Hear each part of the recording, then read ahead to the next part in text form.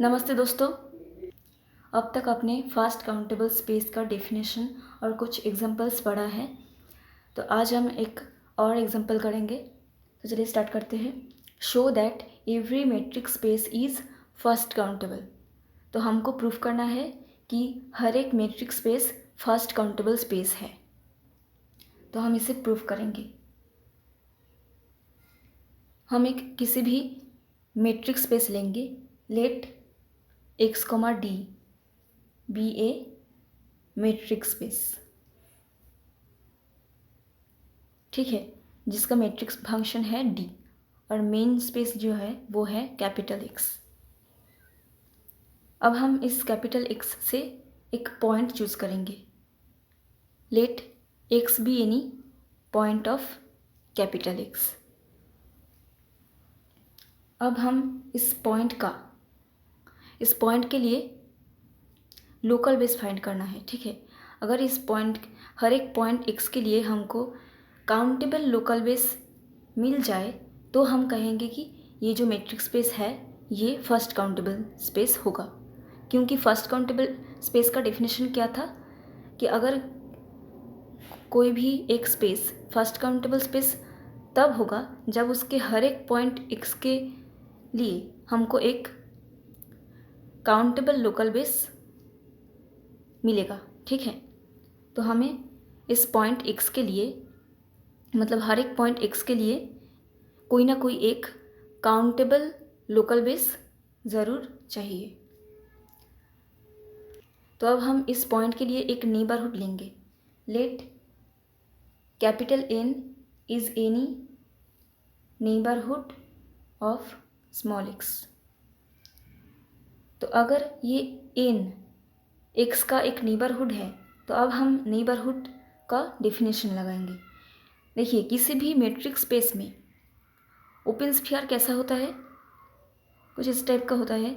S of x comma epsilon, जहाँ पर x क्या है, एक्स है सेंटर और इप्सिलॉन क्या है, रेडियस, ठीक है। मतलब अगर ये एक ओपन स्फीयर है, ये होगा सेंटर और ये होगा इतना तक, ये होगा रेडियस, ठीक है, इप्सिलॉन इतना तक रेडियस है। और इस ओपन स्फीयर के अंदर जितने भी पॉइंट्स हैं ये सभी पॉइंट्स इस ओपन स्फीयर के अंदर है। मतलब अगर किसी भी एक पॉइंट y है तो ये y अगर इसके अंदर है मतलब ये y बिलोंग करता है कहाँ पर, एस ऑफ एक्स कॉमा ई, इस स्फीयर के अंदर। ये इम्प्लाई करता है कि distance between y comma x is less than epsilon, ठीक है। मतलब y और x के बीच जो डिस्टेंस है ये एप्सिलॉन से छोटा होगा, ऑब्वियसली होगा। अब देख सकते हैं x से अगर y का डिस्टेंस ये लेंगे, ये डिस्टेंस ऑब्वियसली इस एप्सिलॉन से छोटा ही है ना। मतलब ये छोटा होगा तो ही ये इसके अंदर रह सकता है। अगर ये बाहर होगा, ये y अगर बाहर होता तो ये डिस्टेंस एप्सिलॉन से बड़ा हो जाता। मतलब ये जो डिस्टेंस है x से, ये डिस्टेंस बड़ा हो जाता, तब ये ऐसा नहीं होता, ये ग्रेटर देन हो जाता, तब ये इसका पॉइंट नहीं होता, ये y इस स्फीयर का पॉइंट नहीं होता। तो किसी भी ओपन स्फीयर के अंदर ये पॉइंट है, मतलब ये पॉइंट उसका इंटीरियर पॉइंट है और ये इसका नेबरहुड है। मतलब एन अगर एक्स का नेबरहुड है तो ऑब्वियसली ये एन कोई ना कोई एक ओपन स्फीयर को कंटेन करेगा और वो ओपन स्फीयर एक्स को कंटेन करेगा। मतलब जैसे कि यहाँ पर y अगर इसके अंदर बिलोंग करता है तो ये ओपन स्फीयर इसका नेबरहुड होगा। मतलब ये नेबरहुड कोई ना कोई एक ओपन स्फीयर को कंटेन करता है जो कि y को कंटेन करता है। ठीक उसी ही तरह अगर n x का नेबरहुड है तो ये इम्प्लाई करता है कि ये जो नेबरहुड है ये कोई ना कोई एक ओपन स्फीयर को कंटेन करता है, x को कंटेन करने वाला। So there exist epsilon greater than 0। Epsilon क्या है, कोई भी एक रेडियस है, such that s of x comma epsilon subset of n, जहाँ पर x क्या है, x इसके अंदर बिलोंग करता है, s इस ओपन स्फीयर के अंदर बिलोंग करता है और ये ओपन स्फीयर n के अंदर बिलोंग करता है। मतलब n क्या है, n एक इस ओपन स्फीयर का एक सुपर सेट है, तो ही हम कह सकते हैं कि ये n इसका नेबरहुड होगा। तो देखिए, हर एक नेबरहुड इन किसे कंटेन कर रहा है? एक ओपन स्फीयर को कंटेन कर रहा है। अब हम इस एप्सिलॉन से एक छोटा एलिमेंट चूज़ कर सकते हैं। मतलब हम अगर एन चूज़ करते हैं, let n belongs to N. N क्या है? कोई भी नेचुरल नंबर्स। स्मॉल एन क्या है? कोई भी नेचुरल नंबर्स। और ये कैपिटल एन क्या है? The set of all natural numbers. तो ठीक है, हम एन को बहुत बड़ा चूज़ कर सकते हैं। मान लीजिए एन है कुछ 1000, ठीक है, तो 1/n क्या होगा? 1/n होगा 1/1000। मतलब ये बहुत छोटा हो जाएगा, 0.001 होगा। मतलब ये बहुत छोटा होगा। मतलब हम जितना इनको बढ़ाएंगे उतना ही 1/n छोटा होगा। अगर इन हम 1/0000 रखेंगे तो 1/n क्या आएगा? तो 1/n आएगा 1/10,000, है ना। मतलब ये और भी छोटा हो जाएगा, 0001 हो जाएगा। तो हम देख पा रहे हैं कि n जितना बढ़ेगा 1/n उतना ही छोटा होगा। तो हम n को बहुत बड़ा चूज़ कर सकते हैं। जैसे कि ये एप्सिलॉन बहुत छोटा एक एलिमेंट है, तो हम n को इतना बड़ा चूज़ करेंगे कि 1/n बहुत ही छोटा एक एलिमेंट होगा। तो ये 1/n इतना छोटा होगा कि ये एप्सिलॉन से भी छोटा हो जाएगा, ठीक है। So we can choose n so large that 1/n will be very smaller। और ये इतना छोटा होगा कि 1/n एप्सिलॉन से भी छोटा हो जाएगा। तब हम कह सकते हैं कि ये जो 1/n है एप्सिलॉन से भी छोटा है। मतलब ये जो 1/n से जो ओपन स्फीयर बनेगा वो एप्सिलॉन से जो ओपन स्फीयर बन रहा है इससे भी छोटा होगा।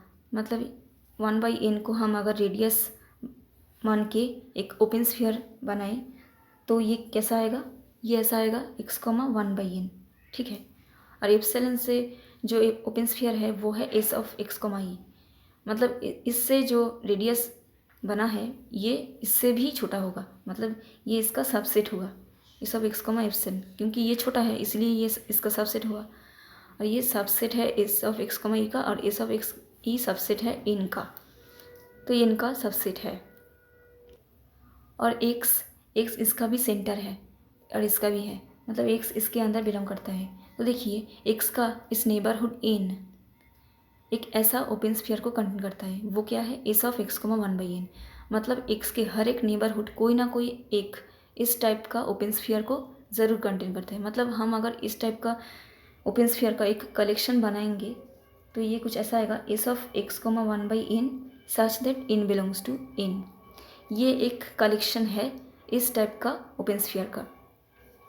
और देखिए ये जो कलेक्शन है ये कलेक्शन एक काउंटेबल कलेक्शन है, क्योंकि इसके साथ नेचुरल नंबर्स का एक रिलेशन है। और नेचुरल नंबर्स का रिलेशन है मतलब ये काउंटेबल होगा, क्योंकि 1/n मतलब आप इसे गिन सकते हो 1 2 3 करके। ये आपको आप इसे गिन सकते हो, लेकिन आप गिन कर ख़त्म नहीं कर सकते, लेकिन अब इसे गिन सकते हो। इसीलिए ये एक काउंटेबल कलेक्शन है। मतलब हम इस कलेक्शन का नाम देंगे b ऑफ x, ठीक है। तो हम देख पा रहे हैं कि x के हर एक नेबरहुड n के लिए इस कलेक्शन से कोई ना कोई एक मेंबर, इस टाइप का एक मेंबर ज़रूर एग्जिस्ट कर रहा है जो कि सबसेट हो रहा है n का। मतलब ये लोकल बेस होने का डेफिनेशन को फॉलो कर रहा है। तो हम लिखेंगे कि for every neighbourhood n of x, small x, there exist a member of this collection, member of bx, such that x belongs to वो member, x belongs to, मान लीजिए वो member है b, ठीक है। there exists a member b of bx such that x belongs to b subset of n।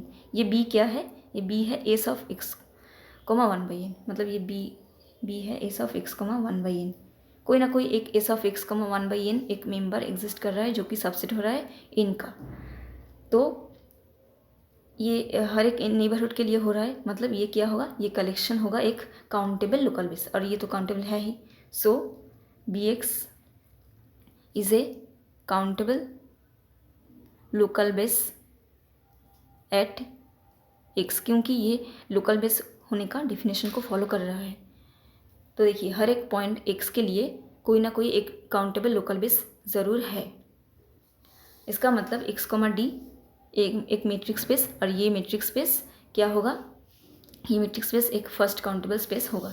तो हम लिखेंगे कि therefore X comma D is first countable space. So I hope आपने ये समझ पाए हो। So that's for all today, bye.